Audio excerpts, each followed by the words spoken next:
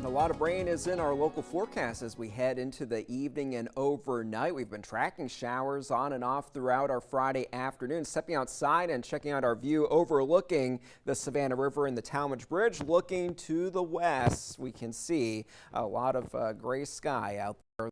Darker clouds off in that distance, and that's where we are tracking some of the way of the heavier rain at the moment. But more is developing off to the west, where we do have a lot of clouds that are going to be streaming across Georgia and South Carolina tonight and into the day tomorrow. The live scan on Viper radar shows us that along in south, the 16 largely dry at the moment. Most of the activity right now is north of 16. There's that heavier cell that we were just looking at from our Savannah camera view right over I-95 and O'Leary, Highway 21 that is moving into Jasper County, Port Wentworth.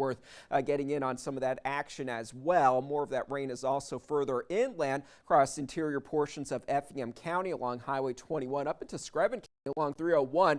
Farmdale dealing with some of that right now. Eureka and northern portions of Statesboro right now looking at some of that heavier rain moving through right now. What was south of 16 a little bit earlier now pushing toward the coast, and off of the coast just a few light showers for Richmond Hill at the moment. As far as rain chances, they will be high for tonight. High first thing tomorrow morning. It's not going to be until the afternoon hours when conditions will start to really dry out again as winds from the north start to bring in some of that drier air, and that will help to clear us out as we head into the day Sunday. And this trough of low pressure around along the Gulf Coast helping to bring in a lot of this moisture around the northern Gulf Coast and the southern portions of Mississippi and Alabama. That's all it's moving into our area. Frontal boundary moving through the Tennessee Valley will help to kind of squeeze that moisture right over our area, leading to those high rain chances, and some of it will be heavy at times. So rain continues for tonight and into the early afternoon hours tomorrow, at least as far as that steadier, heavier rain,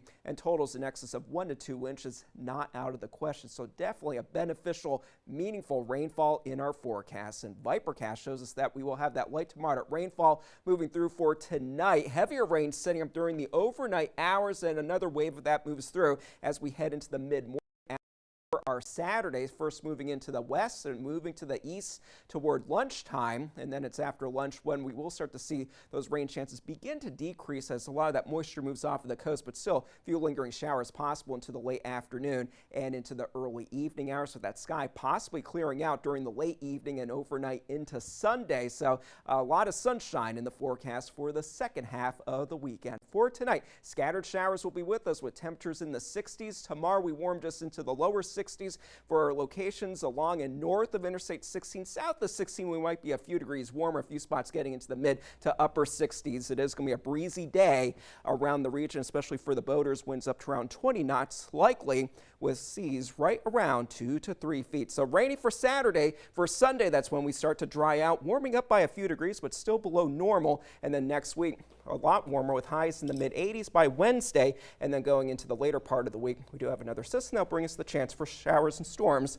on Thursday. 2 times in a week. I don't know if we know what to do with each other. It's good news, though. I know. We need it so bad. Absolutely. All right. Thanks so much.